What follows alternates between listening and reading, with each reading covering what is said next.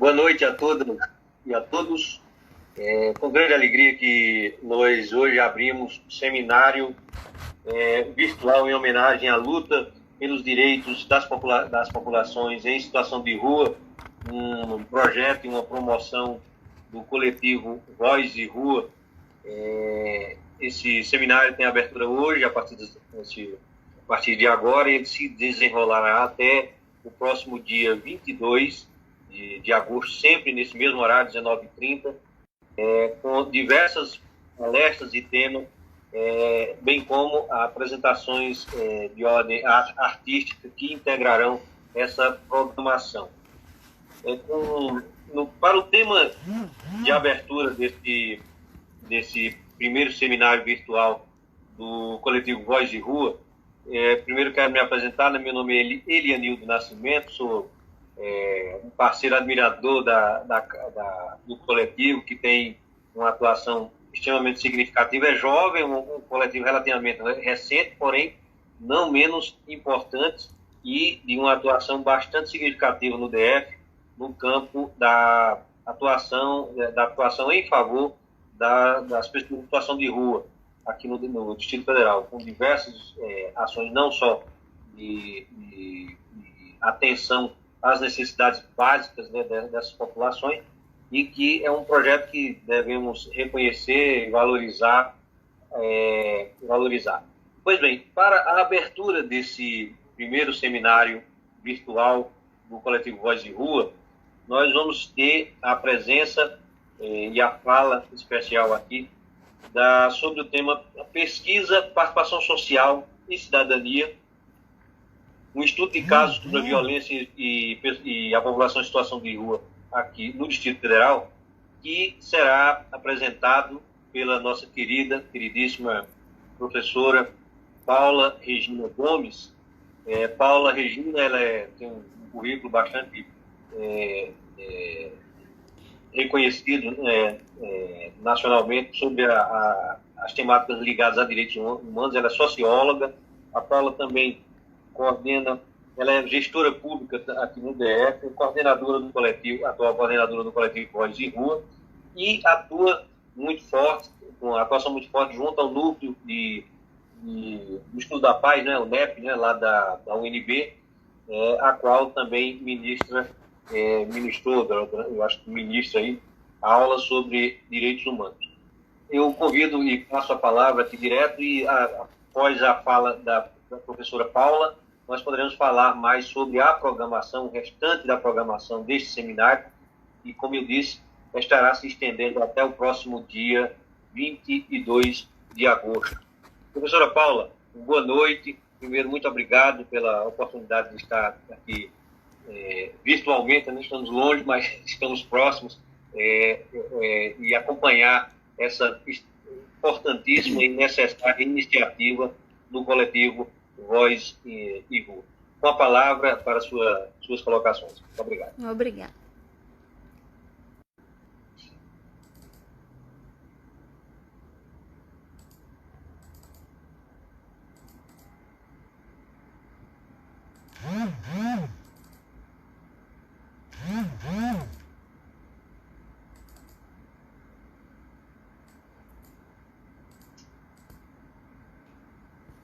Olá, boa noite a todos e todas. É um grande prazer estar na primeira fala do seminário virtual em homenagem à população em situação de rua. É uma modesta contribuição que o coletivo Voz de Rua pode dar em homenagem a essa semana de luta pelos direitos da população em situação de rua. Como é conhecimento de todos, nós estamos vivenciando aí uma pandemia que tem contornos de revisão, né, das nossas ações frente a atividades que a gente já vinha praticando de forma recorrente. Então, a gente optou pela realização desse seminário de forma virtual, ok? Eu já inicialmente agradeço a todos e todas, convido para a participação, agradeço imensamente ao amigo, parceiro de luta pelos direitos humanos, Elianildo Nascimento, pela abertura desse evento e pela participação durante toda a semana. Agradeço e convido também a todos e todas a estarem presentes.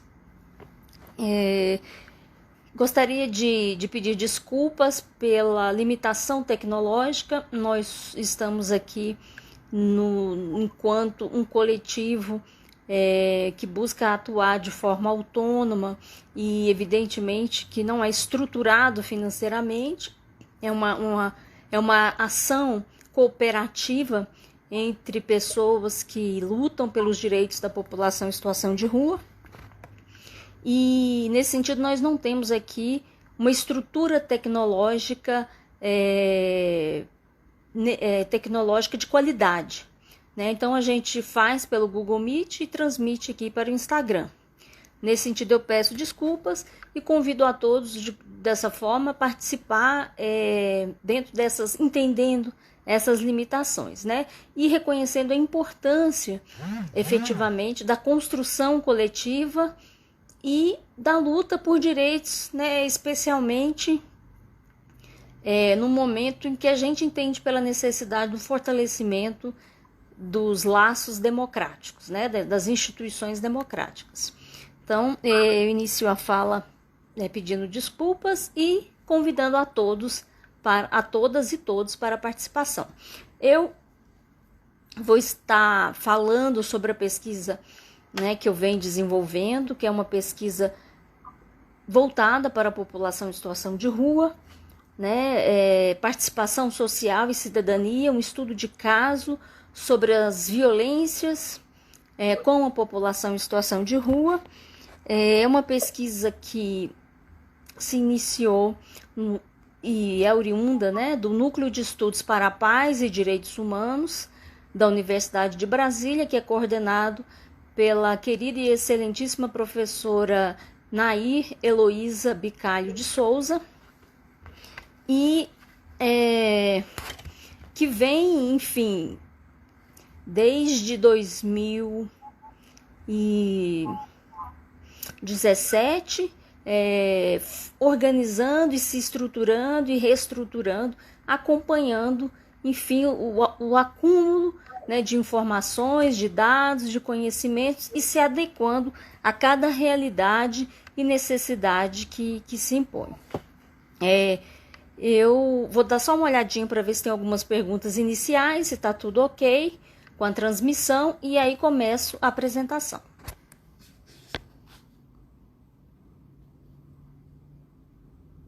Paulo, enquanto você vê as perguntas, nós podemos mencionar aqui que no dia de amanhã, no dia 18, nós teremos como tema a arte como sistema libertador, que será apresentado pelo Alexandre Flores enquanto palestrante. No dia 19 de julho, a programação do Dia de Luta pelos Direitos da População em Situação de Rua, e teremos dois apresentadores, que é o Cleidson Oliveira e o Paulo Henrique, que estarão aqui apresentando esse seminário. No dia 20, teremos o lançamento do livro A Ineficácia das Políticas Públicas ligadas às pessoas em situação de rua, que será da Isabela Viegas, né, que estará também contribuindo com esse seminário. O restante da programação nós informaremos lá ao final. Ok, muito obrigada, querido. Gostaria, então, primeiro, né, de me apresentar. Meu nome é Paula Regina Gomes, eu sou socióloga, sou cientista social pela Universidade Federal de Goiás. Eu sou também gestora de políticas públicas no governo do Distrito Federal, habilitação socióloga já por bastante tempo, já tem 23 anos que eu estou nesse cargo, e sou também, de forma mais recente, aproximadamente uns 9 anos, professora do ensino superior. Uma dos trabalhos que eu venho desenvolvendo ao longo do tempo traz o recorte específico da população em situação de rua, considerando que a temática dos direitos humanos é uma temática antiga, desde sempre, desde a graduação, eu estudo, né, e também atuo no sentido de que a relação entre academia e participação social sempre foi uma realidade na minha vida. Por quê? Porque eu sempre estudei direitos humanos. E, ao meu ver, estudar direitos humanos nos reporta a esfera da democracia baseada na participação social. Ou seja, para que a gente entenda os alcances efetivos dos direitos humanos, evidentemente que a gente precisa estar inserido nas tramas da realidade social, onde essas temáticas acontecem, né? E aí, de uma forma bastante incidente, tendo em vista que a gente está falando de exercício de direitos, que a gente está falando de uma forma de sociabilidade pautada em valores humanitários, na dignidade da pessoa humana. E então, evidentemente, um processo contínuo de refazimento, de ressignificação social que vem acompanhando aí as democracias, né, tanto no Brasil quanto no mundo. Então, e também pela minha abordagem teórica de sempre, que é pautada na etnografia, eu acredito muito no campo, eu acredito muito na imersão na realidade, no campo. Então, nesse sentido, eu sempre sempre acreditei e busquei desenvolver as atividades acadêmicas voltadas para a atuação na esfera da sociedade civil. Evidentemente que uma esfera que busca sistematicamente a qualificação, que busca sistematicamente adensar as reflexões a partir da realidade com os conceitos, as definições que vão, evidentemente, se avultando aí ao longo do tempo, né? Considerando que o conhecimento é um processo contínuo, né? Então, nesse sentido, essa trajetória sempre esteve presente. E por isso essa relação muito intrínseca entre a pesquisa, participação social e cidadania, o estudo de casos sobre a violência com a população em situação de rua, com esse desenho, né, do coletivo. Então, essa relação ela não é casual, essa relação não é aleatória, ela está fundamentada num referencial teórico, fundamentada numa concepção metodológica que me acompanha desde sempre, né, conforme eu falei. Na graduação, qual a minha relação com o tema? Então, essa é a minha apresentação pessoal e esse é o meu recorte dentro deste conceito, dentro deste contexto academia, participação social, coletivo, né? Depois, mais especificamente, eu vou falar sobre o coletivo em si, né? Mas qual a minha relação com o tema específico da Pop Rua? Por quê? Específico, eu vou falar primeiramente a relação, vou me situar nessa discussão, né? E depois eu vou falar de forma geral, porque eu entendo, na minha visão, né, e também na minha perspectiva teórica, que principalmente de pensar o Estado e as políticas públicas, que a população em situação, o estudo, a leitura da realidade da população em situação de rua, ela necessariamente se dá de forma transversal. E isso, inclusive, foi um dos aspectos que me atraiu muito, assim, para a continuidade do estudo com relação à população em situação de rua. Porque quando a gente pensa, eu tenho um referencial teórico da teoria complexa dos sistemas, né, que hoje em dia é a referência do IPEA, quando a gente pensa em políticas públicas, né, a teoria complexa das políticas públicas, a gente pensa então nos fenômenos de forma articulada, né, em teias, em tramas que se articulam E a população em situação de rua, ela reverbera muito essa realidade, tanto do ponto de vista das violações que elas sofrem. E eu já vi aqui, fique tranquila, Elisa, mais para frente, quando eu for falar dos produtos que a gente já desenvolveu, eu vou falar dessas violações, dessas violências, né? Violações de direitos, dessas violências sofridas pela Pop Rua aqui no DF. Então, tanto do ponto de vista das violências que elas sofrem, quanto do ponto de vista do lugar na sociedade que elas ocupam. No lugar da sociedade, muitas vezes da ausência com relação ao Estado, dessa ausência do Estado, que indiscutivelmente a gente pode pensar de forma articulada. Na literatura da gestão pública, a gente falaria intersectorialidade, né? Então, a população em situação de rua, ao meu ver, de forma bastante convincente, se situa nesse universo de violações, nesse universo de ausências e necessidades de revisão de políticas públicas numa perspectiva muito intersetorial, numa perspectiva transversal, articulada, ou seja, própria da abordagem da teoria dos sistemas complexos, ok? Esse foi um dos motivos. O outro motivo que eu posso até considerar mais forte, né, porque a gente lida muito com as emoções, mesmo tentando produzir conhecimento, estudos, foi a relação afetiva, né? E aí eu estou me situando no lugar de fala, né? Como a gente está muito habituado a falar, mas no lugar dessa minha relação com o objeto específico de estudo, a Pop Rua, que desde criança faz parte da minha vida.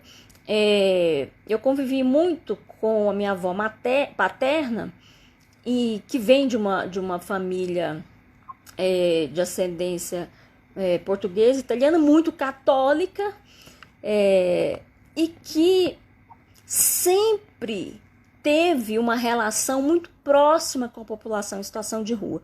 Então, desde criança eu acompanhei minha avó levando comida, levando atenção para a população em situação de rua. Então, eu me tornei ali uma amiga das pessoas que eu vi praticamente crescer, né, nessa relação que minha avó traçou, né, com a população em situação de rua. Então, tem o lugar do afeto desde a infância, né? E na graduação em Ciências Sociais,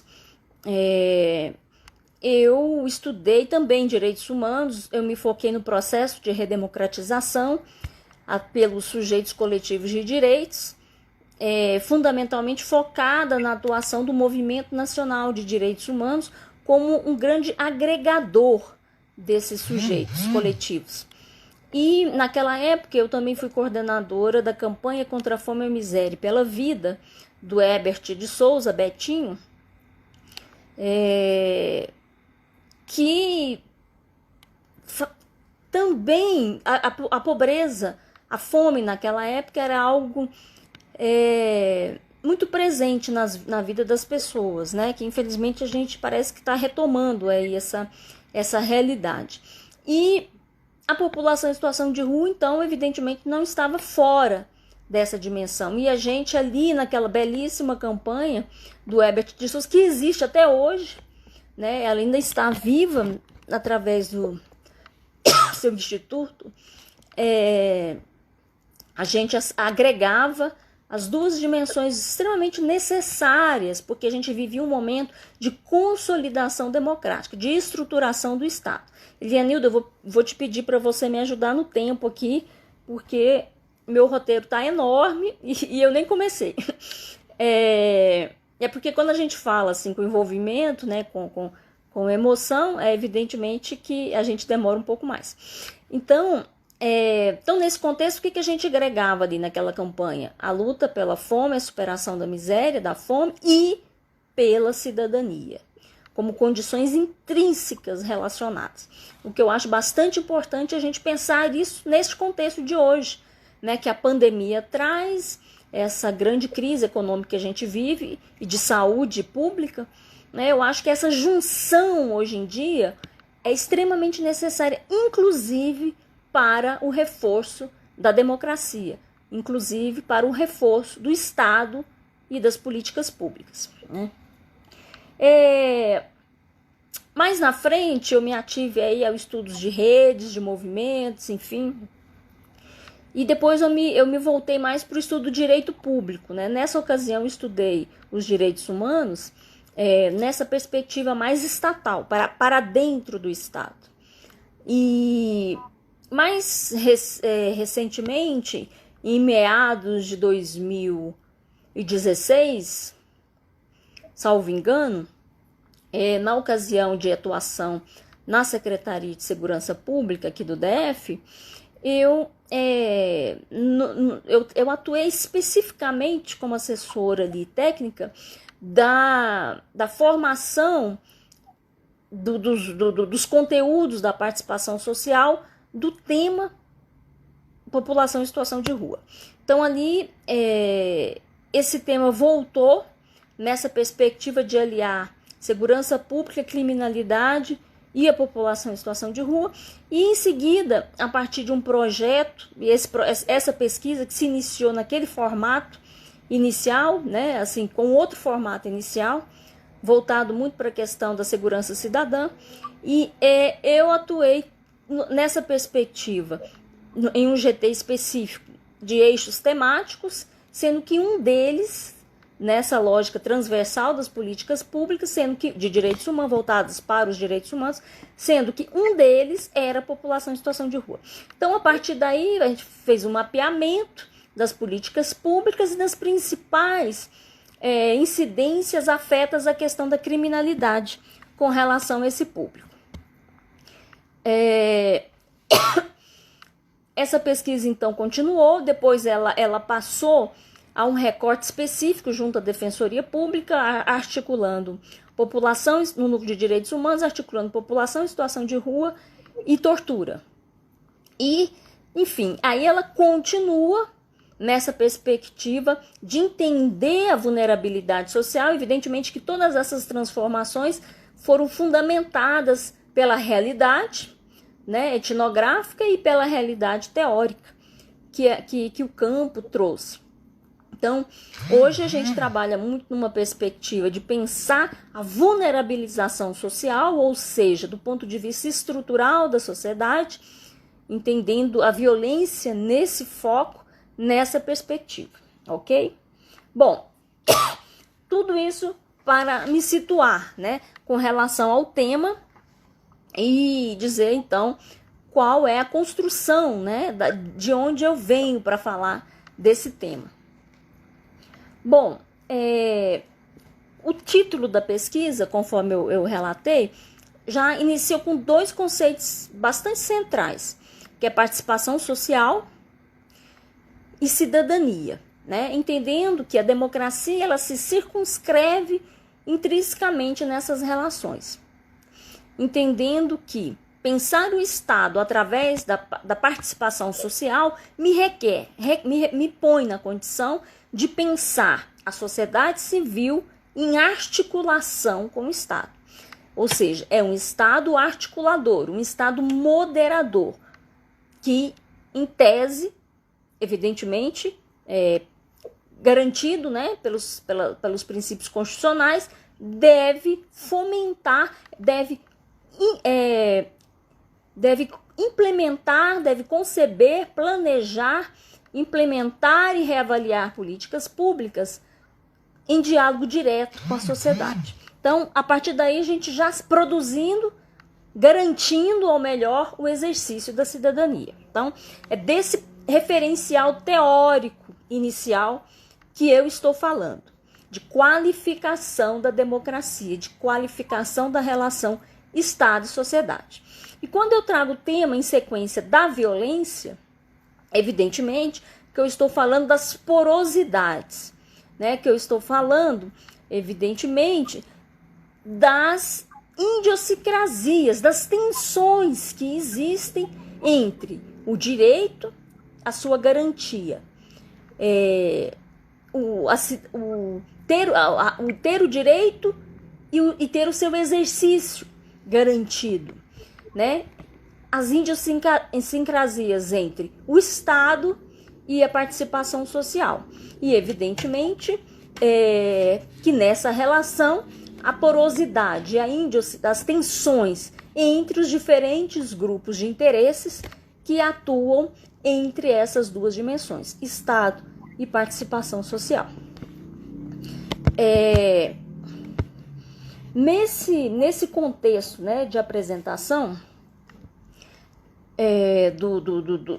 dos recortes teóricos da pesquisa, eu vou aproveitar uma ponte para falar justamente do coletivo.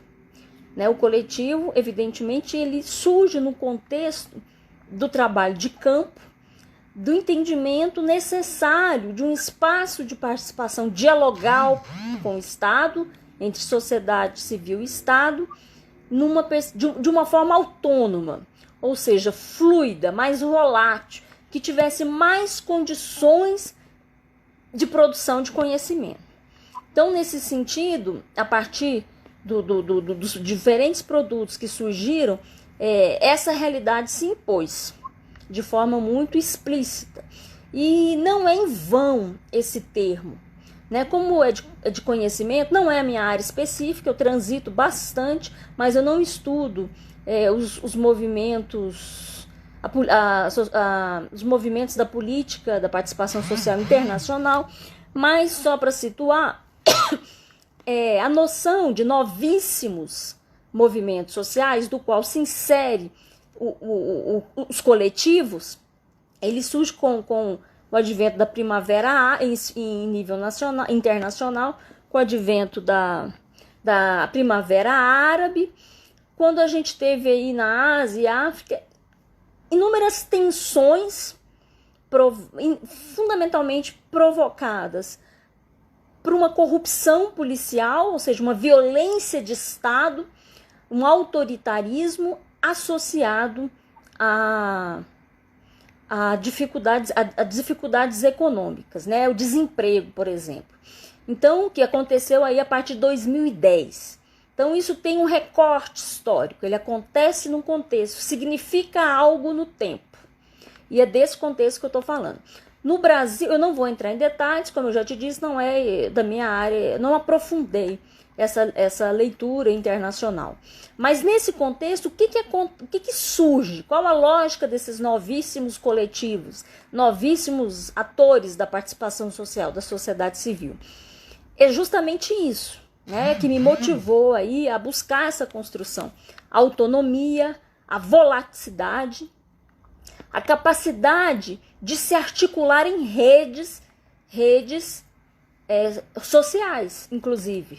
Né? Esses movimentos se destacaram fundamentalmente porque eles ganharam voz nas redes sociais, ganharam voz na internet, né? Nos Facebooks, no YouTube, enfim.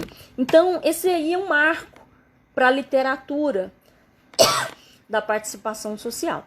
No Brasil, eu vou pegar aqui, a gente não tem muita literatura específica, né, sobre esses novíssimos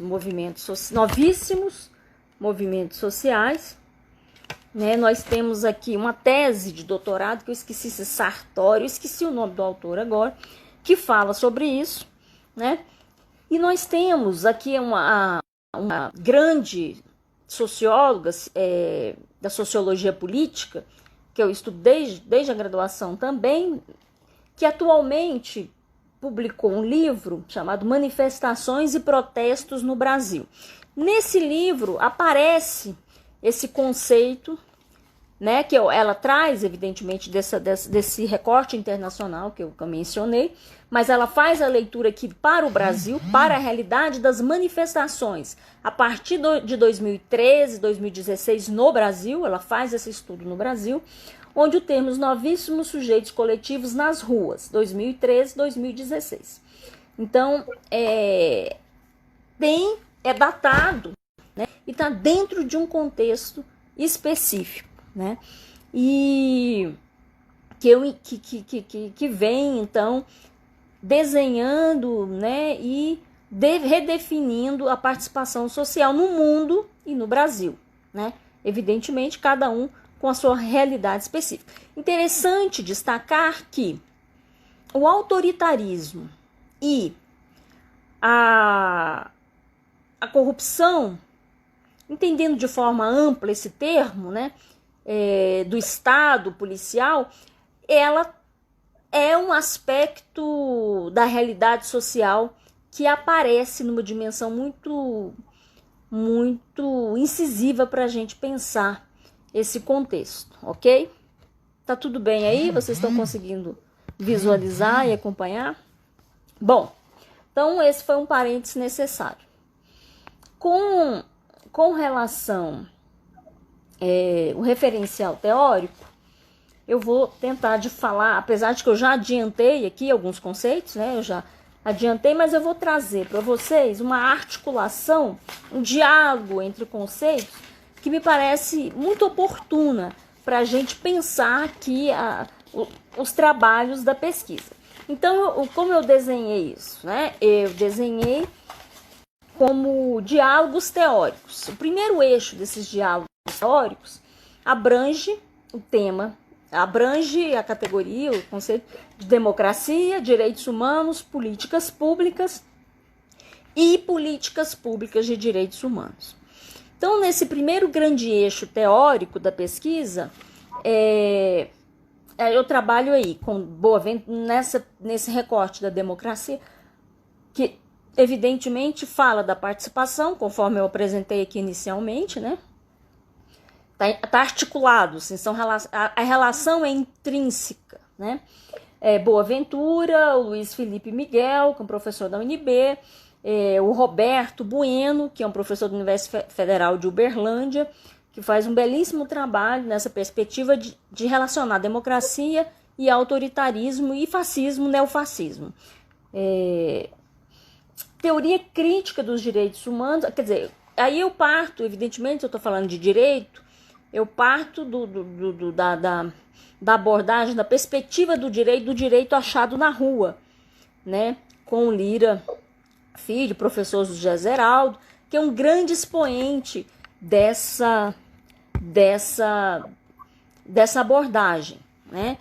Ali a gente tem, então, o direito como produzido nas ruas, ou seja, o direito que advém, que se consolida, que se constitui, que se revisa, enfim, sua dinâmica se dá pela participação social dos sujeitos coletivos de direito. Inclusive, ele trabalha essa categoria num livro específico.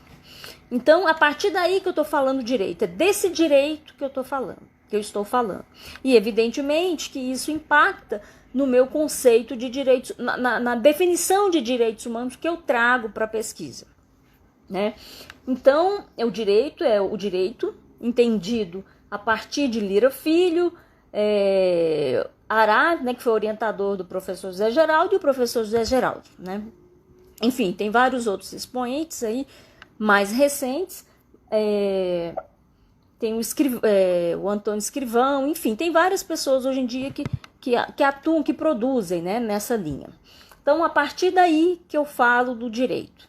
E dos direitos humanos, eu venho da teoria crítica dos direitos humanos. Herrera Flores, Davi Rubens, Sanchez Rubens, do próprio Boaventura, do Hélio Galhardo, né?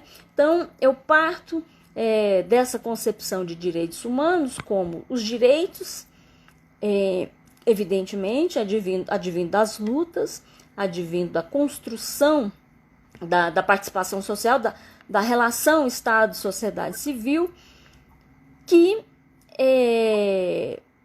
são, evidentemente, aqueles que se dão na trama da realidade social. Ou seja, eles são instituintes e constituintes, eles se dão na complexidade da vida social. Eles não estão somente no papel formal da lei, das normas, da Constituição. Eles se dão, se refazem, deve acontecer na dinâmica social, na realidade social. E é justamente produto de lutas sociais, né?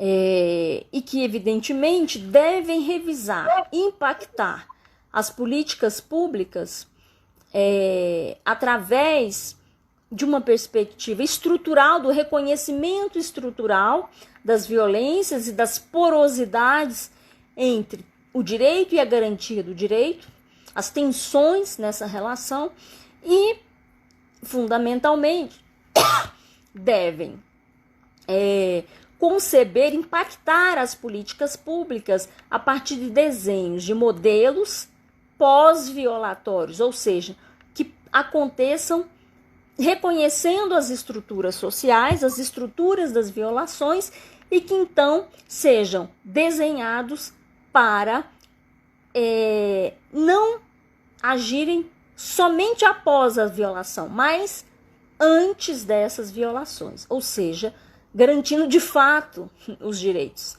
né, o exercício da cidadania. Então esse é o referencial teórico do qual eu trato de direitos humanos, direito, democracia, direitos humanos, políticas públicas de direitos humanos.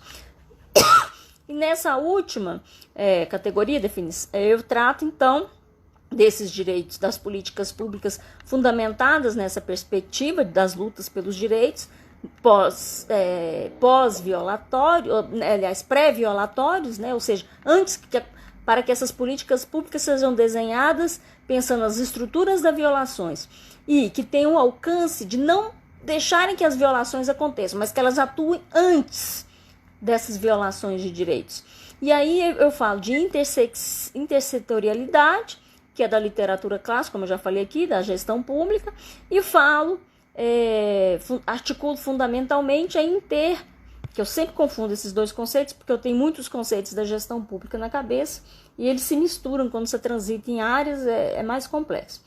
E da interseccionalidade, que é fundamentalmente pensar as políticas públicas através dessa relação classe eu estou falando, são várias portas que encaixam aí nesse contexto, raça e gênero, entendendo minimamente reconhecendo, ou melhor, três grandes estruturas sociais de violações de direitos que reproduzem desigualdades sociais, assimetrias de poder e que, evidentemente, para que a gente produza políticas públicas pautadas na dignidade humana, que garanta a igualdade em direitos no contexto de diferenças e, evidentemente, de diversidades, a gente deve reconhecer minimamente essas três estruturas sociais que produzem, que reverberam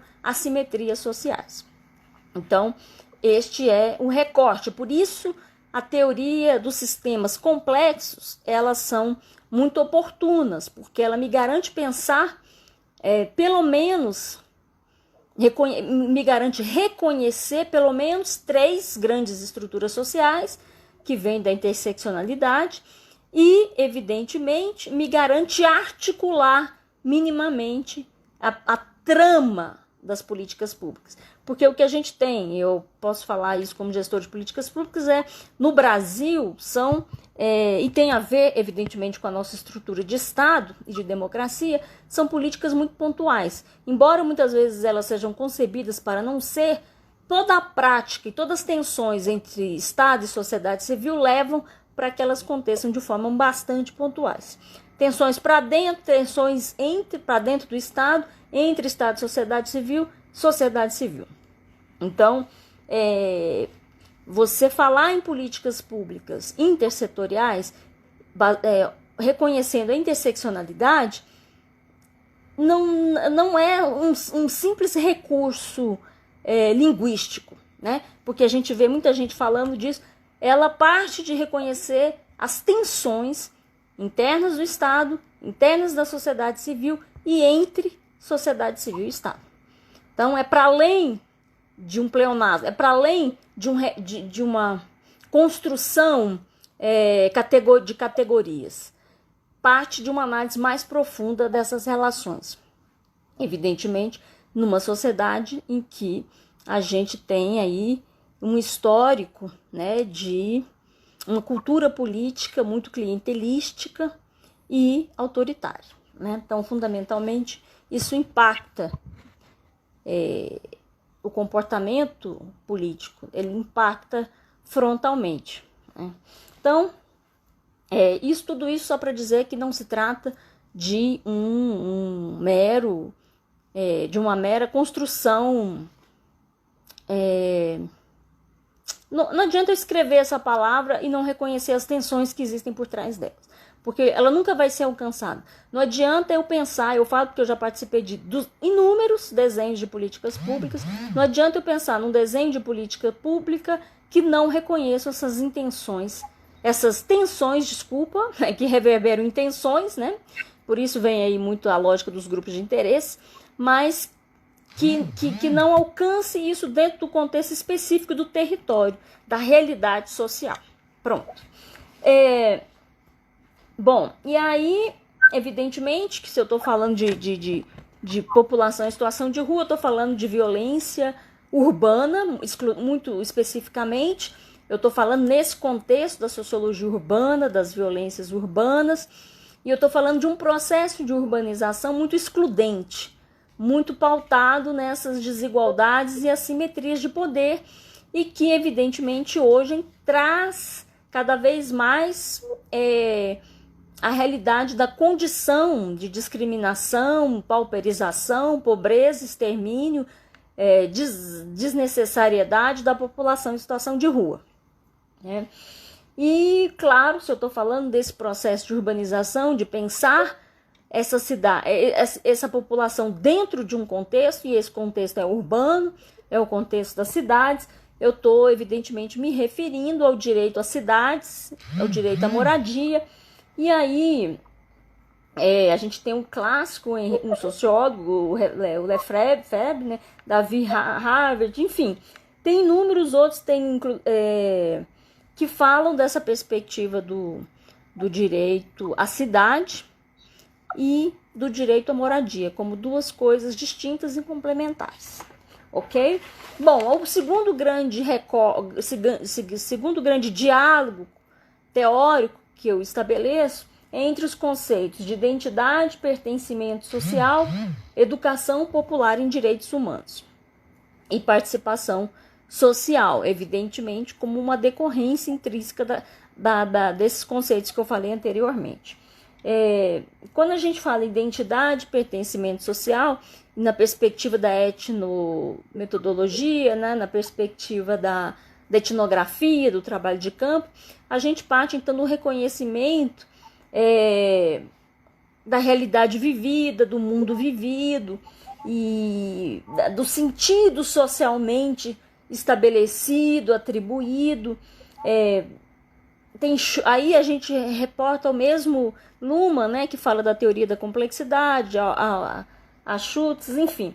A reflexividade, evidentemente que eu estou falando da democracia, na construção de valores pautados na reflexividade, na participação, ou seja, na produção do direito, né, através do processo de adensamento cada vez, que é típico da modernidade, da pós-modernidade, da produção, da reflexão, do conhecimento. O direito se dá, e fundamentalmente os direitos humanos, eles acontecem nessa dimensão de produção de si, né? Ele não é estático, ele é dinâmico. A cada nova necessidade, novos direitos, né? E essa é a lógica dos direitos humanos. Ele vai sempre se adensando.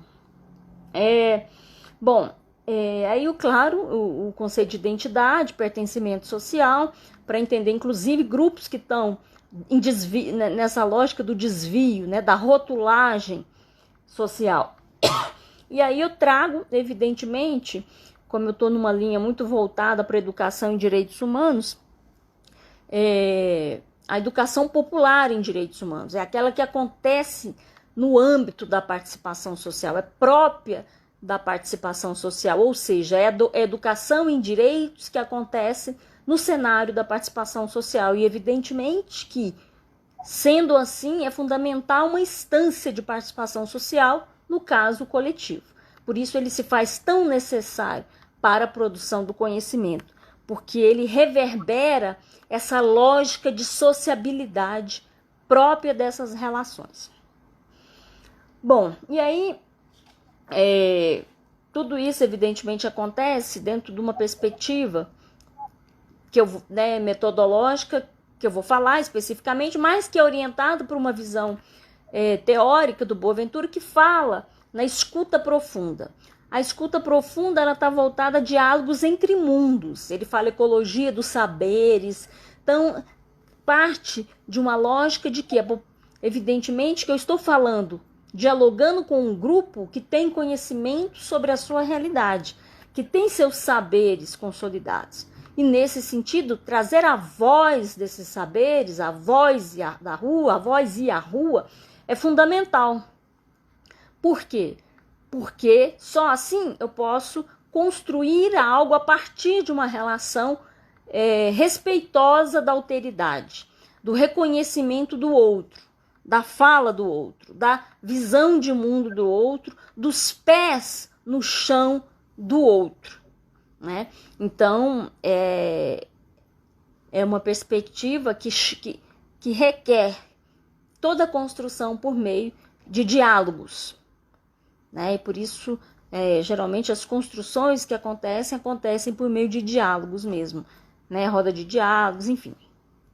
Então, tudo isso para dizer que todas as ações têm fundamentação teórica e baseadas na realidade social, tá? Só para articular isso de forma bastante clara. O terceiro eixo, eu vou finalizar essa parte teórica, eu já me adensei muito, eu sempre falo muito quando falo de teoria, e aí a gente vai então aí para os produtos, né, que a gente já tem, e o que eles falam o que eles trazem da violência. O terceiro eixo teórico é violência, violação de direitos, exclusão social, extermínio, né? Então, aí eu vou fundamentalmente tratar das tensões entre uma sociedade do direito que não garante o direito e que produz e reverberam violências, né? E aí a gente pensa, evidentemente, na perspectiva estrutural, né? Não tem como não pensar na violência estrutural, simbólica, objetiva, institucional, violência urbana, aí vem Hannah Arendt, Bourdieu, enfim, Adorno, inúmeros autores aí que tratam essa questão, né, da violência, o Galtung, enfim. E a gente pensar, inclusive, quando a gente fala em pop-rua, nesse processo que desde sempre de marginalização, exclusão, né? E aí, enfim, a gente tem vários autores, inclusive da criminologia, né? E a vulnerabilidade, que foi um conceito superado hoje, muito numa leitura de Butler, né? A filosofia sempre ajuda muito da gente pensar para poder articular melhor os conceitos, articular melhor a amplitude de políticas que não sejam só pós-violatórias, mas pré-violatórias. Se eu falei anteriormente de forma equivocada, eu já me corrijo. A produção de políticas pré-violatórias, antes da violação, políticas públicas, e não pós-violatórias, como a gente tem em grande quantidade hoje, né? E que muitas vezes produz estigmatização, discriminação, enfim. Então, nesse sentido, a superação do conceito de vulnerabilidade social para essa abordagem é fundamental, né? Como eu te falei, ela veio da leitura de Judith Butler e agora, então, a adequação melhor seria vulnerabilização social. E o que eu posso ver que tanto tenho que eu conheci recentemente, né, que eu estou vendo o trabalho, acho que é Tiago Lemões, um antropólogo do Sul, acho que de Pelotas, salvo engano, que faz um trabalho muito interessante com a população em situação de rua lá. Ele, inclusive, também fala da antropologia pública, eu uso mais a sociologia pública, mas ele fala, sim, também dessa necessidade de trazer de forma muito clara e sistemática para a leitura da realidade o conceito, a categoria de vulnerabilização social. Então, isso é um avanço teórico importante. Evidentemente que a gente está numa sociedade aí pós-moderna, neoliberal, e não tem como não falar no ethos neoliberal, nessa sociabilidade pautada no ethos neoliberal, que evidentemente produz e compete frontalmente com a democracia, produzindo aí um processo de extermínio social muito emblemático para os tempos atuais, ok? Então é isso, finalizando a parte teórica, para dizer como as coisas estão consolidadas teoricamente, eu vou dizer aqui,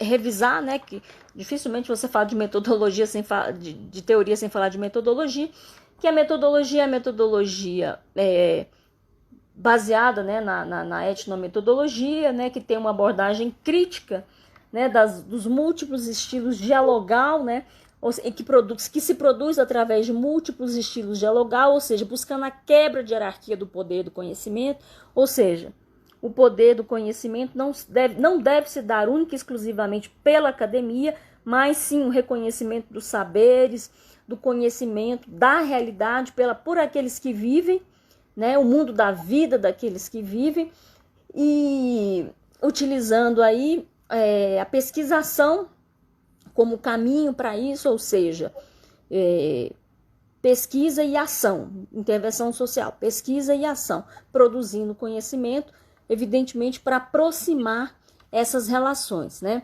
A gente tem aí o Tcholen, que fez inclusive uma live recentemente falando da atualização, ele é o grande pensador da metodologia, da pesquisação, e ele fala inclusive da necessidade de atualizar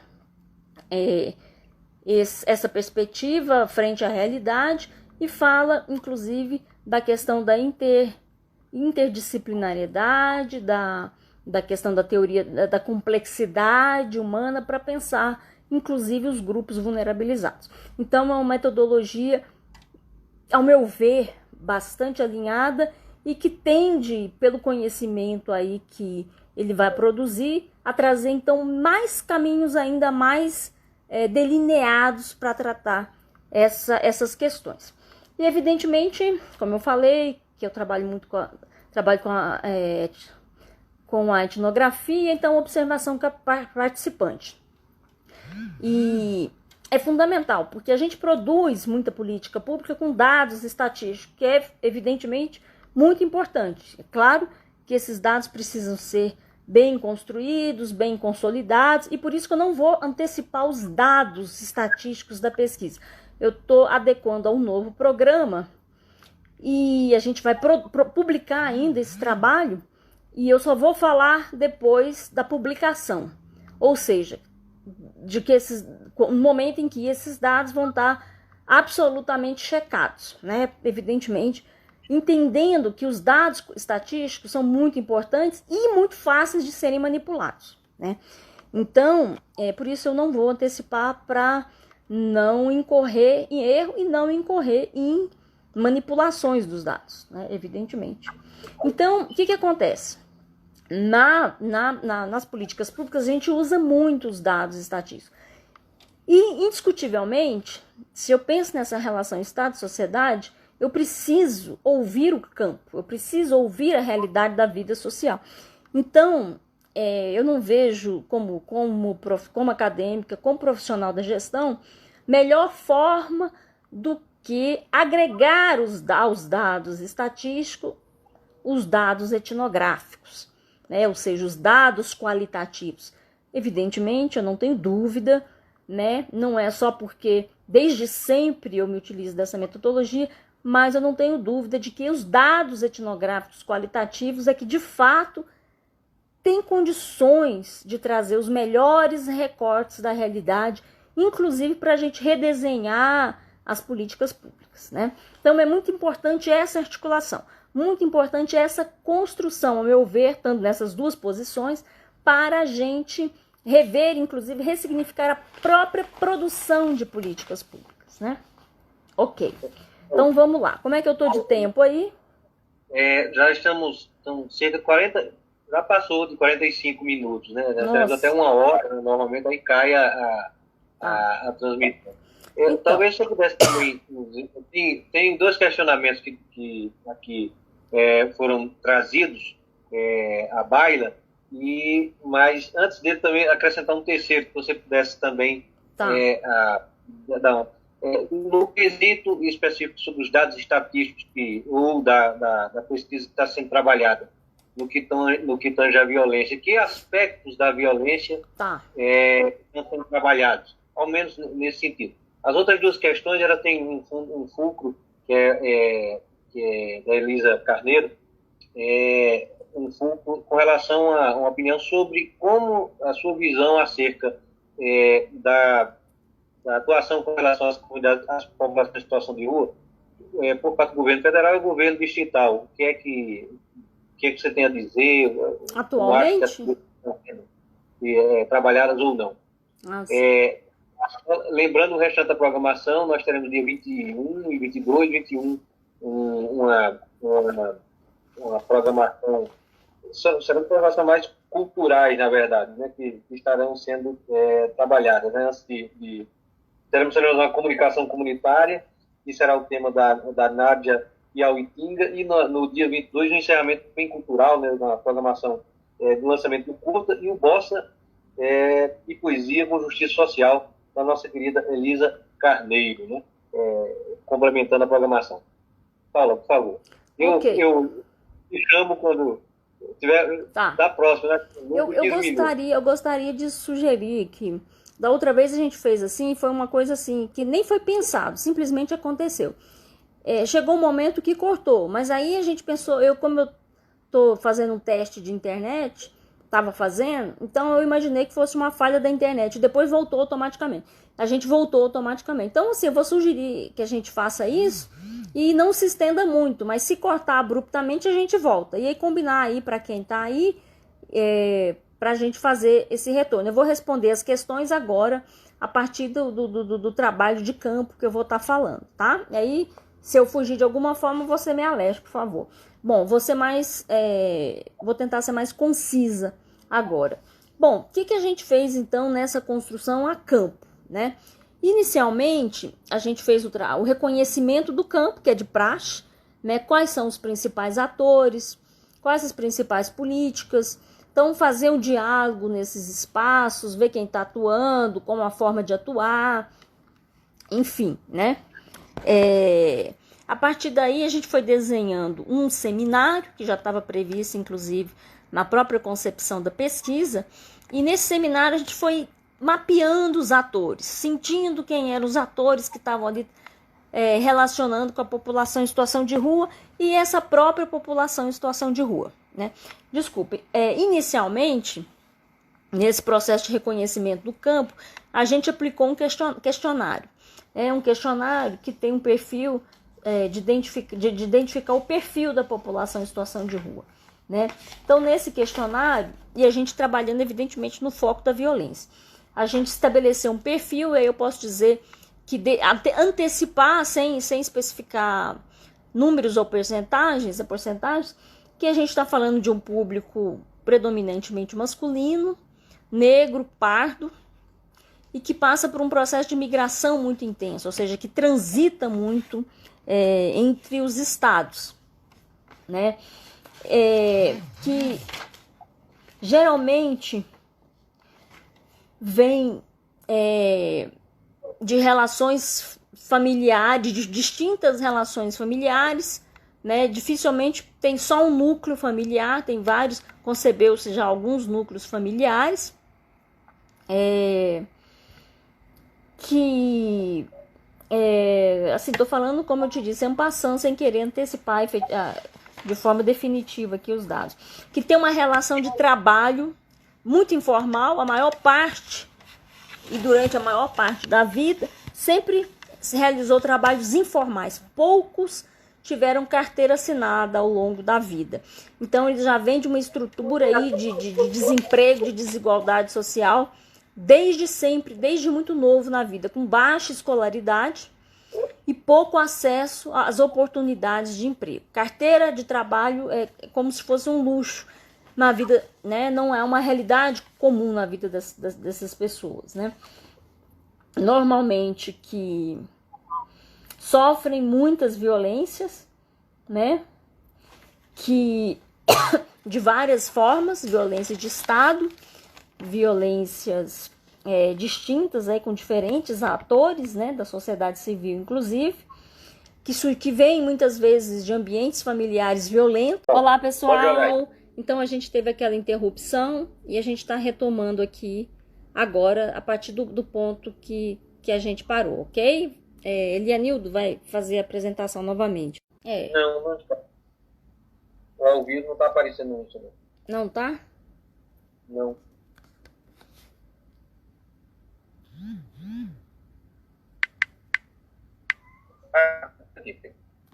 Não tá? Está aparecendo para você. Ah, tá. Então, acho que dá aqui, ó. Pronto. Você entrou, né?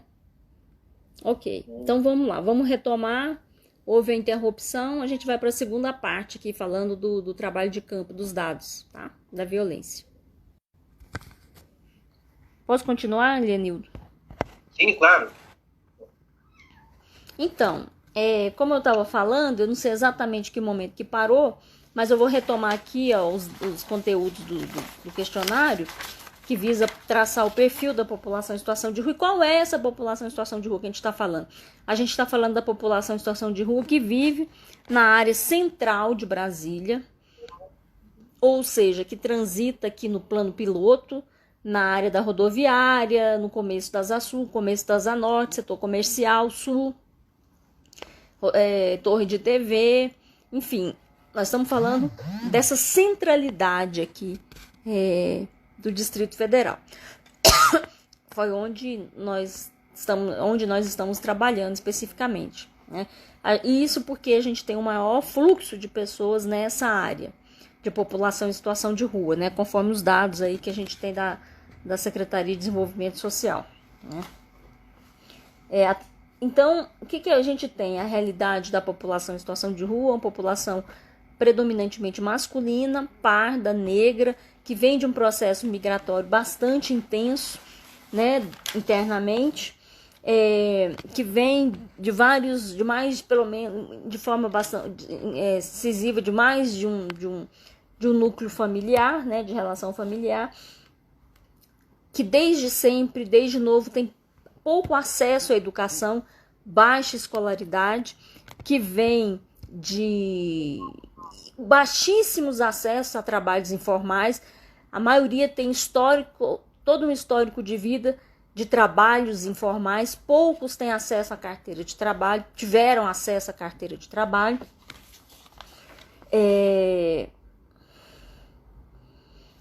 Então, a relação com o trabalho informal e precarizado é muito forte na vida dessas pessoas, né? Pessoas que vêm, geralmente, de referências familiares ou de ambientes sociais violentos e que encontram a violência na rua, ou seja, toda uma relação estrutural aí da violência. Pessoas que têm pouquíssima relação com o Estado, de acesso ao Estado, né? Conhecem muito pouco as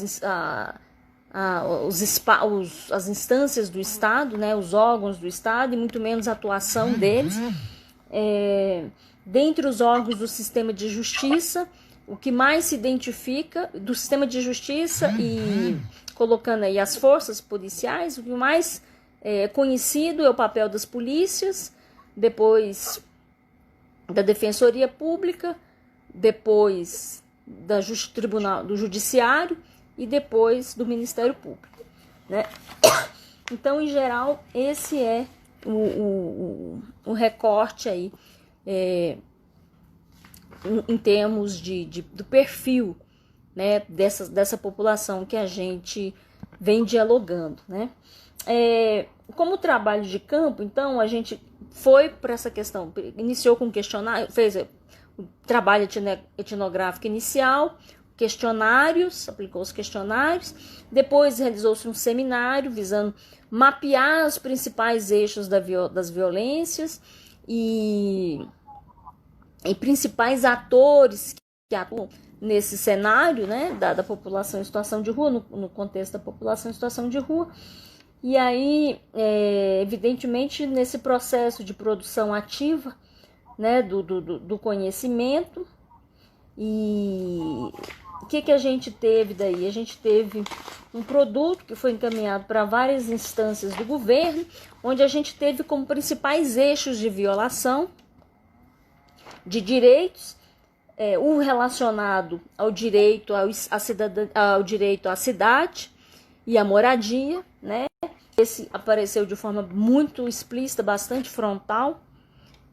Depois a gente teve aí o direito, a questão da defesa e da segurança, né? Ou seja, como muito violados, extremamente violados, né? A gente teve a discriminação perpassando todas essas relações, então um processo de discriminação que acontece por todos os lados, né? Entre o Estado, o próprio Estado, reverberado pelo próprio Estado e a sociedade civil. A questão do trabalho, né? Então, como forma de violação, como a gente falou, é uma realidade de pessoas que vêm de trabalhos precarizados, de trabalhos informais, ou seja, o mundo do trabalho é um mundo de exclusão, né, para essas pessoas. Então, esse é um aspecto bastante contundente da questão da violência sofrida. A questão do gênero apareceu de forma muito emblemática. A violência contra mulheres LGBTI é extrema, né? Ela aparece de uma forma muito contundente, né, nesses dados. O que a gente vê aqui? Então, a gente já falou, né, da violência, da questão da segurança. Sim, a da imagem, né? Ou seja, a violência da própria comunicação. Ou seja, são pessoas que têm a sua imagem, a sua vida, a sua identidade permeada por uma comunicação negativa, ou seja, que nega aquele ser humano como legítimo, como humano, como, enfim, como digno de vida humana. Então a gente tem toda uma comunicação, um sistema de comunicação de exclusão, né?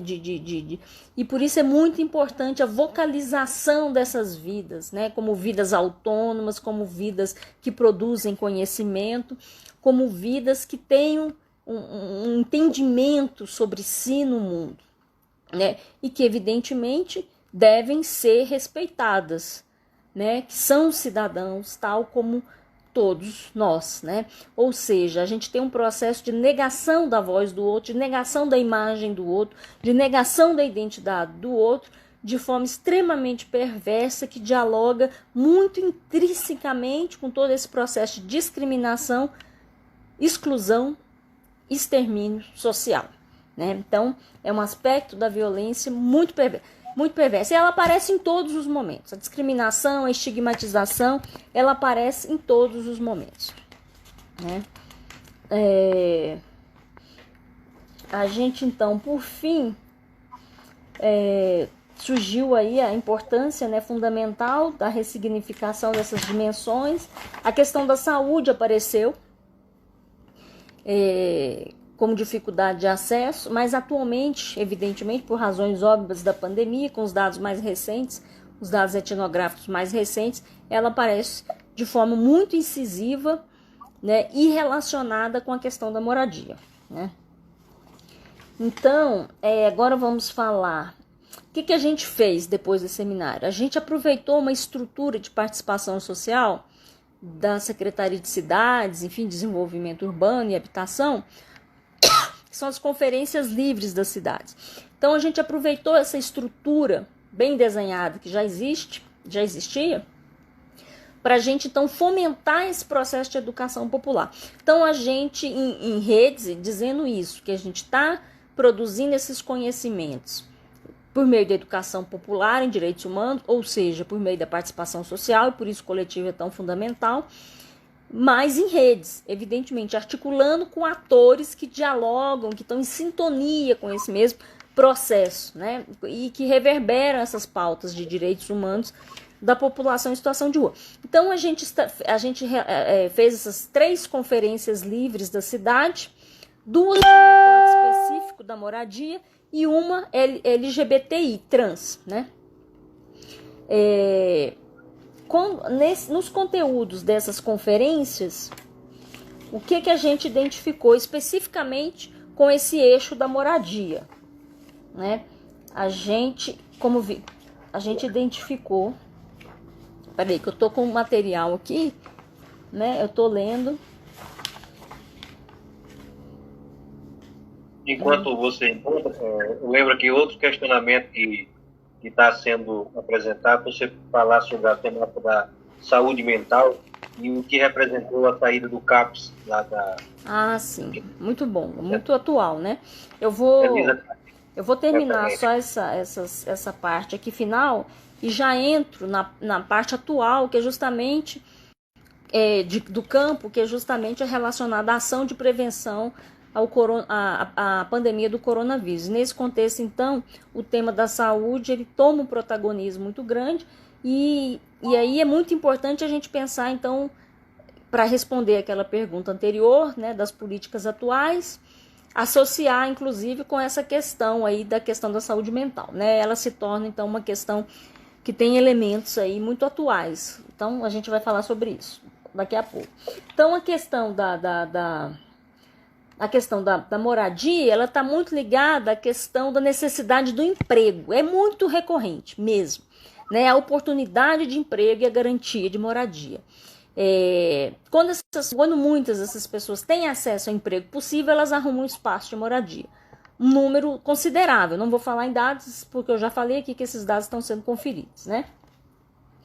E também a gente está no universo muito da etnografia. Então a gente vai ver como trazer esses conteúdos etnográficos para a produção das políticas públicas.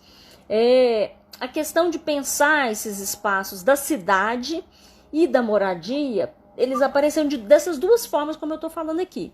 Então, as pessoas falam que elas estão morando na rua, porque, né, infelizmente, elas estão nessa condição, e elas falam que esse espaço das cidades é um espaço próprio de violação.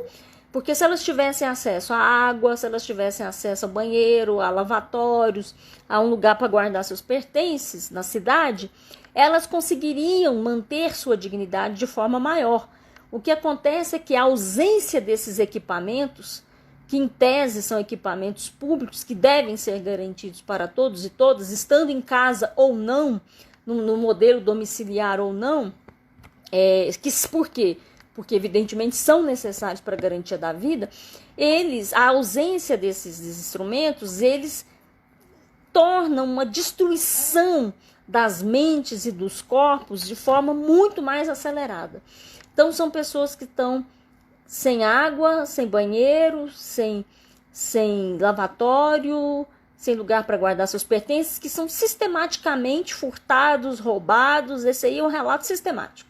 Muito difícil ter algo na rua.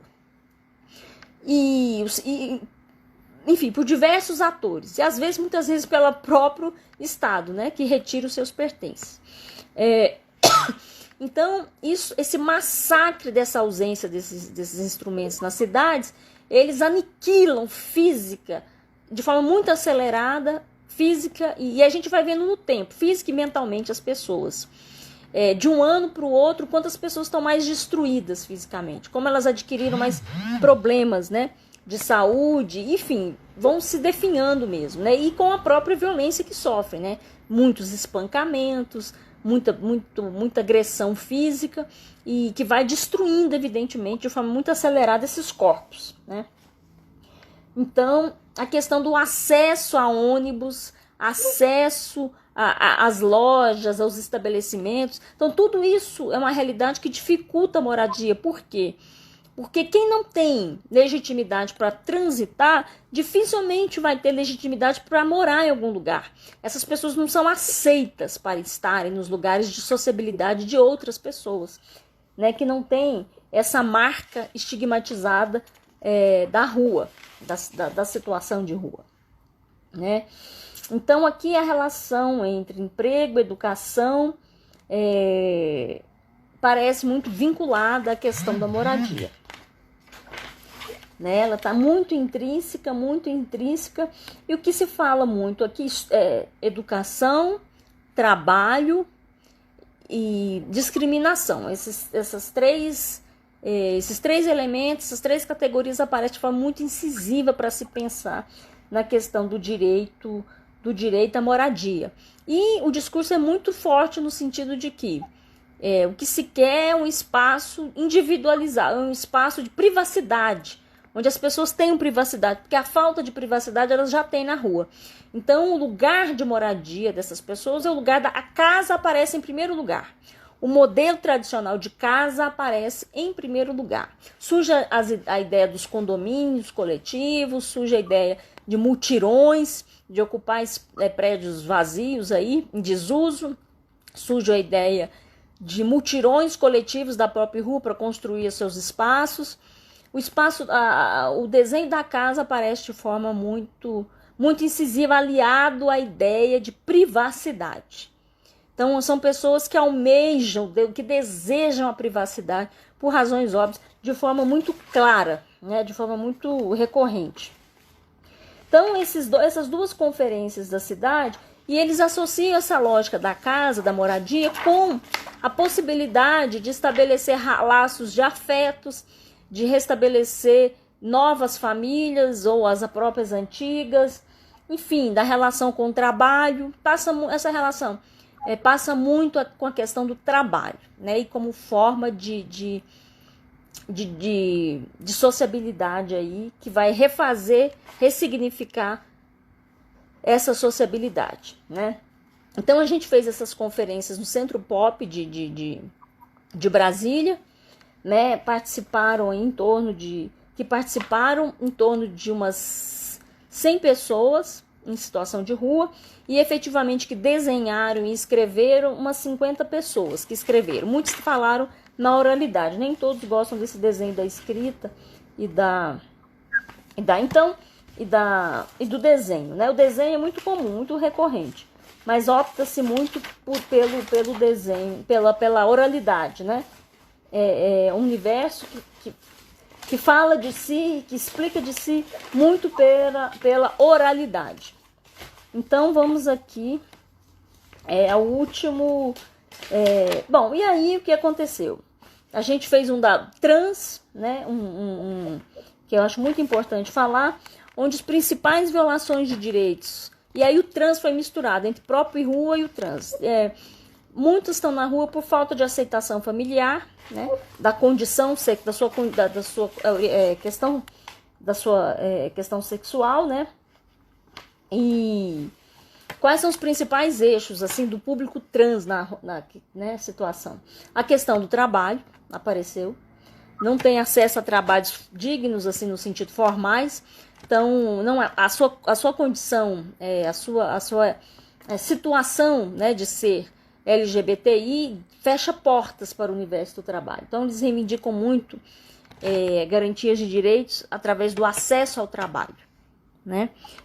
A questão da saúde, porque é o que eles dizem, o público trans, a maior abertura do Estado, de acesso ao Estado, é pela saúde, mas também aqueles mais pelo menos trazem como questão no sentido de estarem sempre, enfim, se cuidando e entendendo que esse espaço da saúde também precisa ser ressignificado, porque o público trans da rua, eles são vistos como pela doença, mas isso aí é uma forma geral, mas de forma muito estigmatizada pela doença sexual, pela doença. Então, eles querem uma entrada na saúde que não seja pelo estigma, mas pelo acesso ao direito, como todo mundo tem de acesso à saúde, né? Outro eixo de muita violação do público trans é a questão da segurança, mobilidade. Então, assim, os espancamentos, a violência física se dá por todas as dimensões. Então, é um público que vive um processo de insegurança, um processo de violência física, né, que dificulta, inclusive, o seu trânsito na cidade, na sociedade, né? Bom, a gente, então, começou, depois disso, no trabalho de campo, a gente começou com as rodas de diálogo, onde a questão da violência A da violência de Estado apareceu de forma incisiva, da dificuldade de acesso à moradia, do trabalho e da violência sexual, né, relacionada à questão de gênero. Mulheres e LGBTI, essas dimensões apareceram nas primeiras rodas que a gente fez de forma muito clara, explícita. E por isso, inclusive, a gente iniciou aí um mapeamento com as mulheres em situação de rua. Justamente mulheres considerando mulheres trans, né? Entendendo nessa perspectiva ampla. Só que aí em seguida a pandemia começou de forma forte no Brasil e a gente teve que interromper, a gente não está fazendo esse trabalho mais de roda nas ruas, enfim, com grande fluxo, evitando aglomerações, evidentemente. E a partir daí, então, a gente partiu para uma outra realidade que se impôs, e que foi a questão do acesso à saúde, e não só o acesso à saúde, mas, enfim, todas as outras necessidades, e a gente partiu, então, para ação de prevenção à pandemia do novo coronavírus junto à Pop Rua. A gente fez vários, desde fevereiro, a gente está logo após o carnaval, a gente já começou a produzir material, ouvindo as pessoas, passando para os órgãos públicos, fazendo inúmeras representações. E nesse contexto, então, de pandemia, do novo coronavírus, quais são os principais eixos aí da violência, da violação de direito que se tornaram assim, bastante claros? A questão gritante da moradia, né? A moradia, então, se torna algo extremamente necessário, considerando a necessidade do isolamento social e dos cuidados de higiene, que elas não têm acesso na rua, como eu já falei, não tem bebedouros, não tem água, não tem banheiros públicos, não tem... essas questões aparecem desde a primeira atividade que a gente fez, essas questões aparecem, a falta desses, mas elas vêm assim se avultando, a falta de água, a sede. Por quê? Porque associado à questão da pandemia, o que aumentou? A discriminação. Se antes essas pessoas já não poderiam entrar nos lugares, já não poderiam transitar, imagine com a pandemia. Isso se tornou algo assim absurdamente marcante. Então a discriminação aumentou muito antes, porque agora, além de serem corpos descartáveis, ainda tem a ideia dos corpos adoecidos pelo coronavírus, pela pandemia, né? Então essas pessoas reclamam de sede, crianças reclamam de sede com muita intensidade. Então esse assunto é realmente muito complexo. A questão da fome, né? A questão agora a gente tem ouvido mais a questão da sede mesmo, a questão a mais atual. No começo era o medo mesmo da fome e a falta de acesso, porque não tinha onde transitar em absoluto, não tinha onde receber, não tinha como ganhar os seus trocados, né, nesses trabalhos informais, e a maioria das coisas estavam fechadas. E agora a questão da sede, então, ela é muito explícita, muito evidente. E a falta de acesso à saúde, claro, né, de forma muito clara, né. Então a questão da discriminação, da necessidade do acesso à moradia, ou seja, da falta da moradia, falando das violações, a discriminação, a violência, aumentaram de forma muito incidente. O que a gente observa é que as desigualdades sociais que já existiam, as assimetrias de poder que já existiam, elas tornaram-se ainda mais perversas, né, nesse momento. E a crise econômica e social, advindo da pandemia, ela precariza mais os que têm menos acessos, é claro, né? Então, a assimetria do poder está aí novamente. Eu não concordo muito com essa leitura da democracia, da pandemia, né? Eu vejo de forma muito assimétrica, na verdade. Eu vejo que as desigualdades se colocam de forma muito incidentes e as assimetrias de poder, então, se tornam ainda mais explícitas neste contexto, né?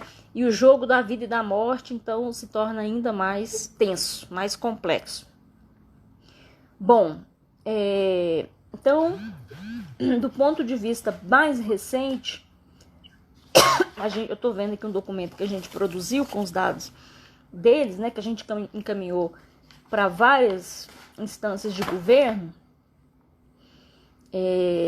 pedindo inclusivamente pedindo exclusivamente o atendimento à saúde, né, para a população em situação de rua, acesso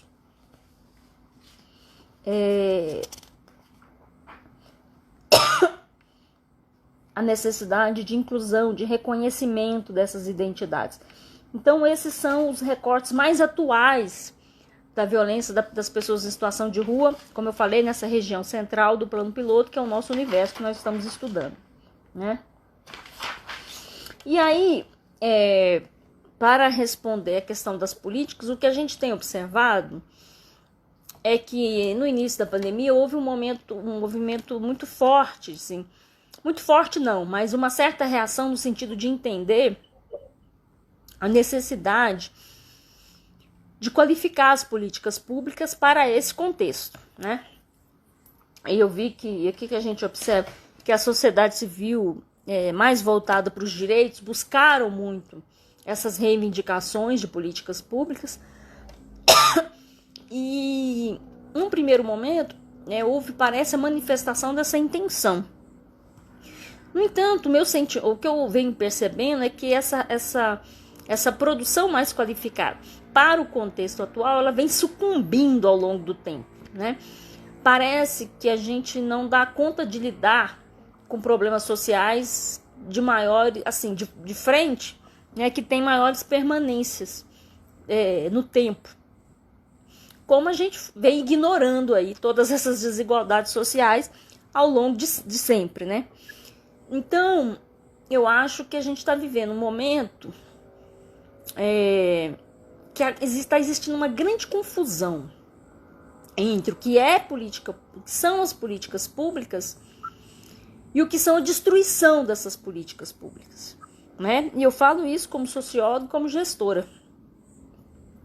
Porque, evidentemente, que as políticas públicas acontecem no direito, né? A legalidade, né? O princípio da legalidade, ele é muito elementar para a produção de políticas públicas.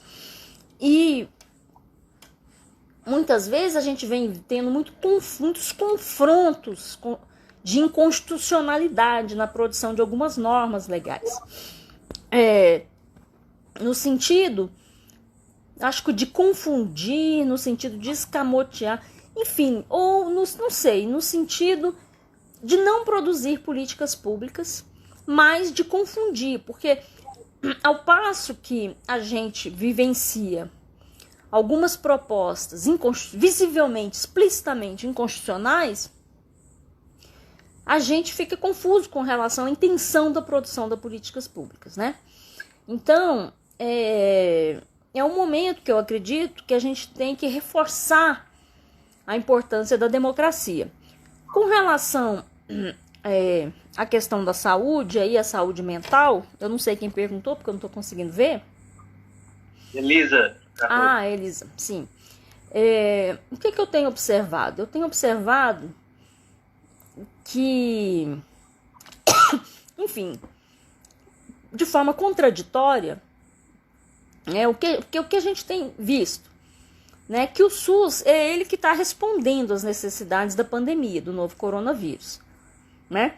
É o Sistema Único de Saúde que está segurando isso, né?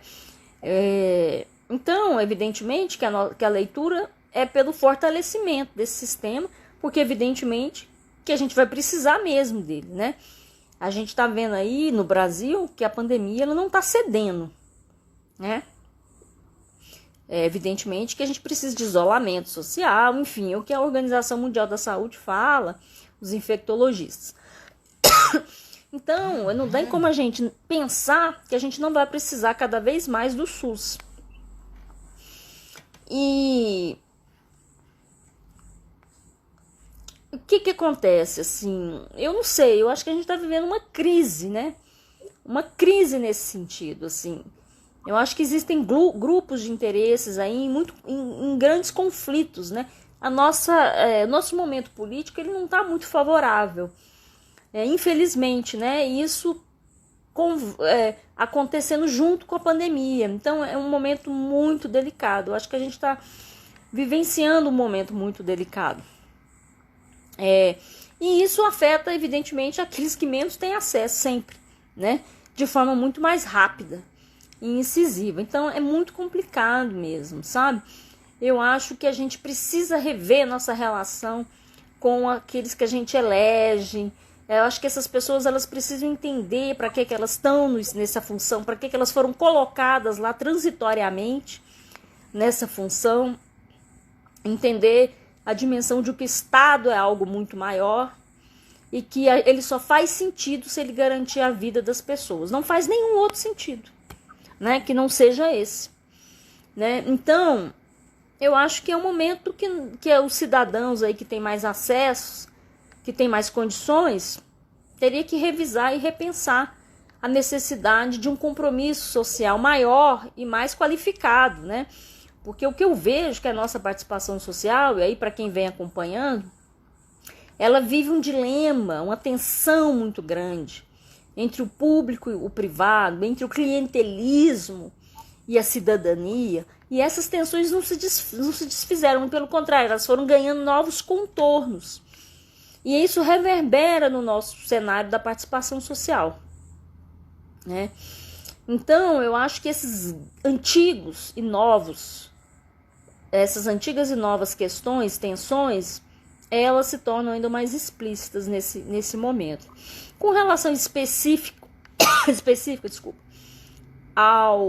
a questão do, como é que chama? Do CAPS Candango, quer dizer, é inacreditável, né? Num momento desse, num local estratégico, causou espanto. Pelo menos, graças a Deus, as pessoas que eu conheço ficaram espantadas com essa situação né? Da possibilidade de retirada do CAPS Candango ali do setor comercial sul. Porque é o que tem as portas abertas, não só para a população em situação de rua, mas para todos os cidadãos que é um CAPS que funciona 24 horas. Então, presta atendimentos noturnos para pessoas que têm crises, surtos, crises psicológicas, psiquiátricas, não sei, questões de drogadição, em qualquer hora, 24 horas. Então, a gente tem relatos de pessoas que moram no plano piloto, que moram em outras cidades, que vão ao CAPS AD Candango buscar auxílio, que fizeram excelentes tratamentos. Então, é um local estratégico para quem vive em situação de vulnerabilização social. Todo mundo sabe o quantas pessoas em situação de rua circulam por ali. Então, aquele lugar é um lugar de portas abertas para esse público. São dos poucos lugares no estado de acesso a esse público. E eu não atuo na questão, nunca atuei no CAPS, né? Eu vejo como, na área de saúde, de forma geral, eu vejo como um serviço de excelência, que precisa ser melhorado como tantos outros, né? Mas que, como eu estou falando, dá resposta. Eu acho que tanto os CAPs, né, no momento que a gente está vivendo em muitas incertezas, e para quem já vive as extremas incertezas, então, ainda mais, então o serviço que o CAPS oferece é essencial, né? Eu assim, acredito que a sociedade brasiliense vá se sensibilizar com isso. Assim, eu quero acreditar nisso, né? Eu tô vendo aí várias instituições de saúde mental, da psicologia, da assistência social, né, que atuam mais diretamente nesses espaços, se manifestando contrárias. Eu particularmente me manifesto contrária à retirada do CAPS AD Candango do setor comercial sul. Ali é um local estratégico, é um local onde ele mais abriga do que ele mais tem problemas. Então, é importante mensurar isso. É importante mensurar que ele é para todos e todas, né? Esse discurso da questão da drogadição tal me parece falacioso, né? Por quê? Porque nesse estudo da criminalidade, enfim, o que a gente vê é que questões de tráfico perpassam toda a sociedade. Elas são em todos os lugares, e muitos lugares, inclusive, onde você tem uma renda muito grande, né? Então, você querer atribuir a esse tipo de coisa, ao meu ver, é uma falta absoluta de conhecimento, né? Ou é realmente um argumento falacioso que deve esconder intenções, né? Então, é absurdamente inadequado, né? É absurdamente frágil, né, no seu alcance. E a gente vê, o que a gente tem observado também é que essa parte da saúde mental, ela tem sofrido muitos ataques, né, orçamentários, né, e muito ligados a grupos de interesse que atuam no meio, nos meios neopentecostais, que têm negócios, né, com a saúde mental. Então, eu acho, e a gente vivenciou um episódio muito emblemático, que eu acho que deve ter ramificações muito profundas aí, de um grupo específico desses neopentecostais que se paramentalizaram, assim, de policiais, né, militares, inclusive com carros simulando carros da polícia, que é uma coisa extremamente grave. É de uma gravacidade extrema, levando pessoas para casas terapêuticas. Então, a gente vê que tem uma trama muito complexa envolvendo tudo isso. É lamentável, eu não vejo seriedade nenhuma nisso. Eu espero, fundamentalmente, que a população de Brasília tenha consciência, espero que os profissionais sérios da área da saúde mental consigam reverberar a garantia de um atendimento gratuito, de qualidade, isento, para a população no que tange a questão da saúde mental. Eu acho o seguinte, do ponto de vista do papel das religiões, e sendo gestor de políticas públicas, eu vejo que essas coisas, elas são distintas, elas têm necessariamente que ser distintas. A nossa Constituição é muito clara quanto à laicidade, né? Se a gente quer agir com dignidade, com direitos humanos, não tem como a gente não respeitar a laicidade do Estado, até para que as religiões possam processar os seus credos, né? Então, eu não tenho dúvida, eu acho que a Constituição é muito clara, o Elianildo está aqui, ele é uma pessoa muito forte aí na luta pela laicidade do Estado, é um advogado, e pode falar aí da Constituição, fique à vontade, se você achar importante falar sobre esse tema de forma mais qualificada do ponto de vista aí dessa leitura. Então, o que eu vejo, assim, para concluir com relação a essa pergunta, é que, assim, eu vejo, assim, essa questão das religiões atuando com questão de saúde mental e drogadição, elas, historicamente, foram sempre muito praticadas pelas assim, tem o Estado, né, mas, paralelamente, eu vejo que isso é uma coisa alternativa ao Estado, né? Ela pode até dialogar, mas ela não pode tomar o espaço da política pública. Eu não tenho dúvida disso, pelas razões constitucionais que eu já mencionei aqui. Então, eu vejo que a gente tem um histórico de instituições espíritas atuando com saúde mental e drogadição, antiguíssimas. A gente tem instituições católicas atuando com drogadição e saúde mental.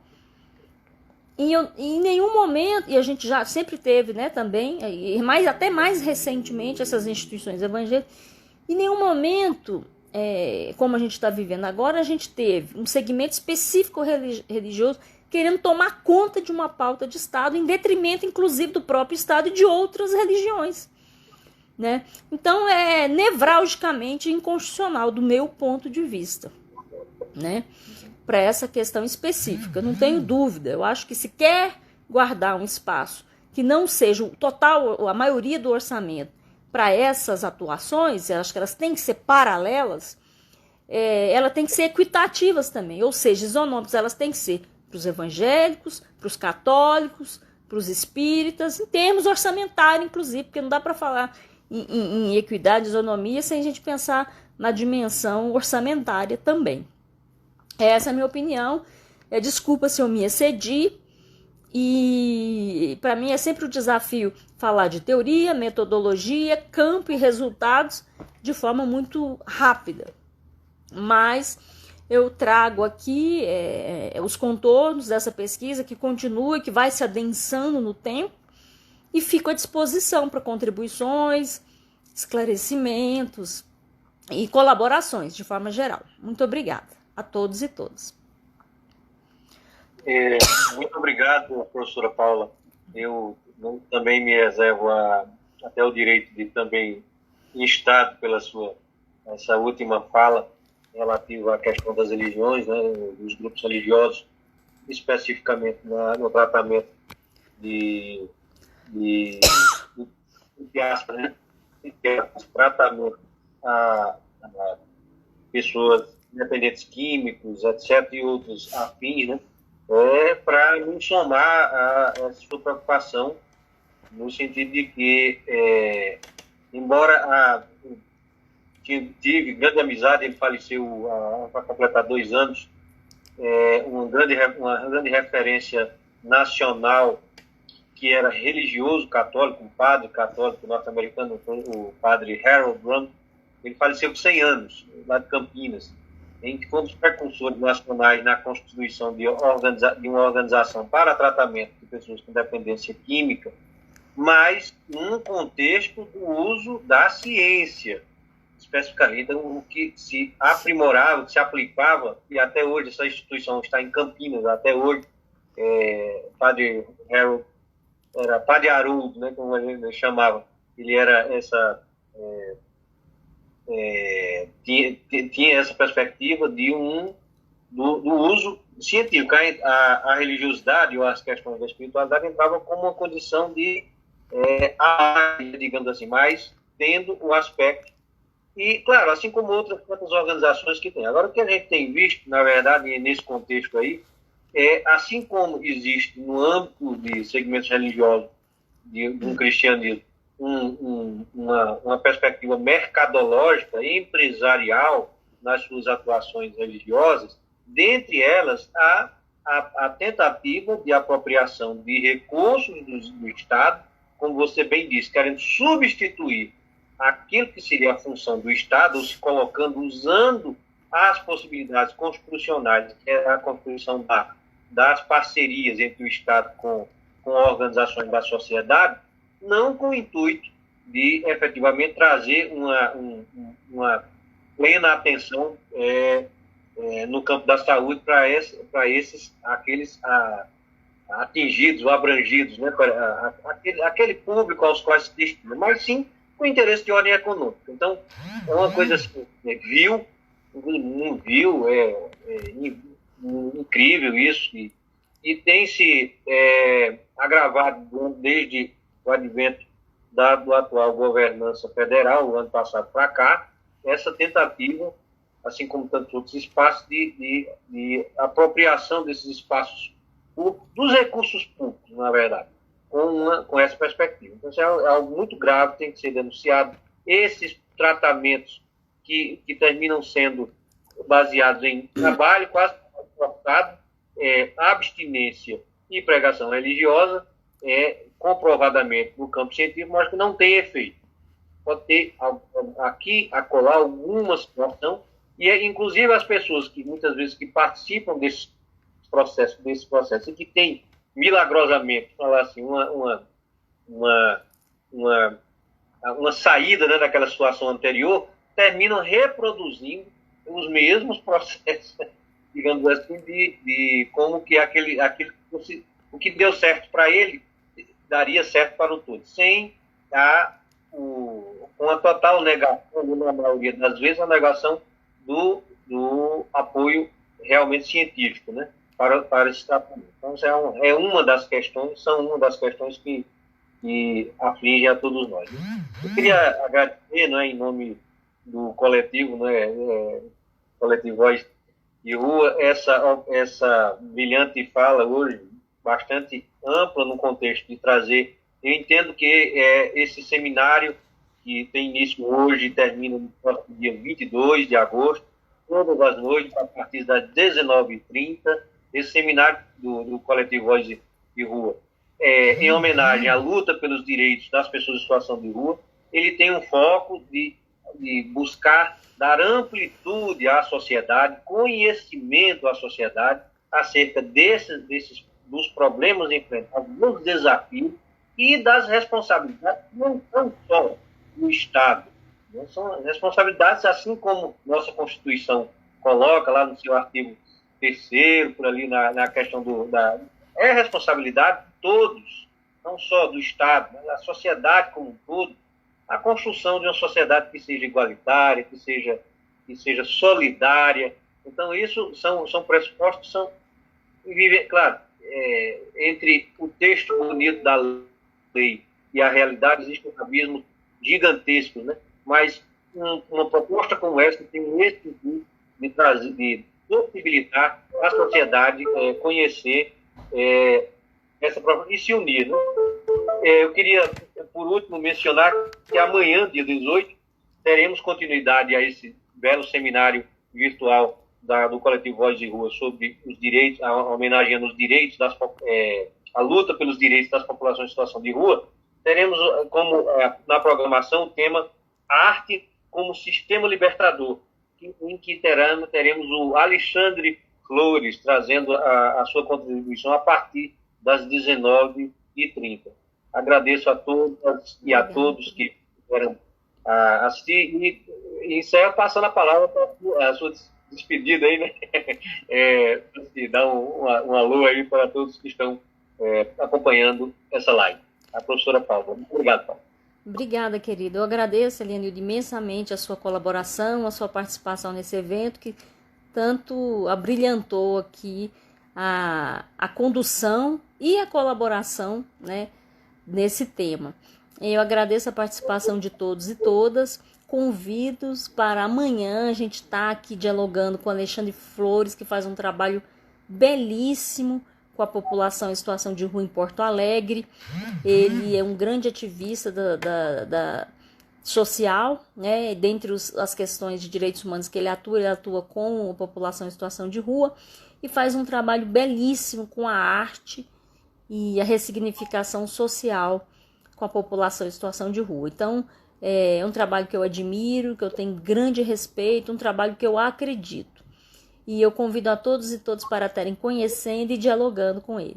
Agradeço imensamente a participação nos outros dias. A gente vai ter o Dia da Luta, a gente vai ter 2 lideranças da rua, da população em situação de rua, que é o Paulo Henrique e o Cleidson, né, que é um grande atuante em várias frentes de luta por direitos sociais, que vão estar exatamente no dia específico da luta por direitos, 19 de agosto, falando então sobre essa luta, a necessidade, né, e quais são os principais desafios dessa luta por direito.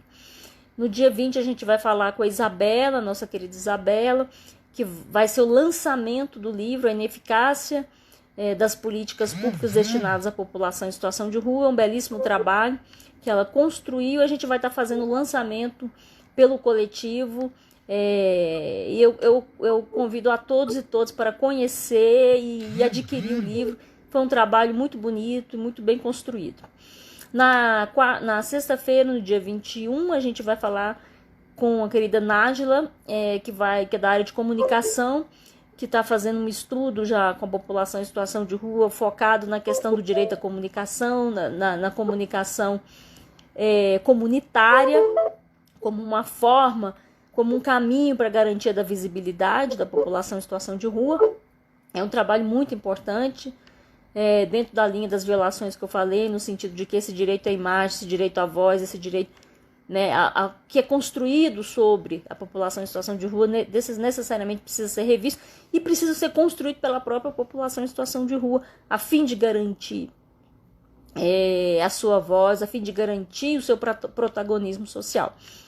No sábado a gente vai ter um momento cultural belíssimo, né? A gente está produzindo aí a partir da apresentação da nossa querida professora Clênia, da Secretaria de Educação, que fez um trabalho de pesquisa com a população em situação de rua sobre as narrativas fotográficas.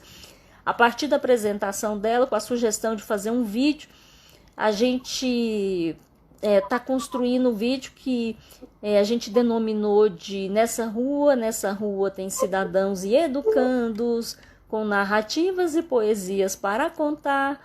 Então a gente vai estar aqui trazendo as narrativas, algumas poesias, música, né, um pouco da beleza da rua para essa semana aí de luta pelos direitos da pop rua. E a gente vai finalizar com a brilhante apresentação da nossa poetisa Elisa Carneiro, a poeta da justiça social, que vai estar trazendo o seu brilhante projeto idealizado e que já vem atuando com a população em situação de rua desde sempre, né? Bossa e Poesia, que é sendo uma grande parceira. A gente acredita muito no potencial da arte para a ressignificação social, e ela vai estar nos dando aqui a honra, né, de estar fazendo a apresentação com convidados, né, que ela está aí desenhando. Então eu agradeço imensamente a todos pelo tempo, né? Peço desculpas pela questão do tempo e me coloco à disposição aí para questionamentos, enfim, para o que for necessário. Então, boa noite, muito obrigada, um grande abraço, um beijo no coração de todos e dos nossos queridos e amadas pessoas em situação de rua. Esse momento, essa semana é totalmente voltada para vocês, em homenagem, né, a todo esse carinho e inspiração que a gente sente por vocês. Beijos.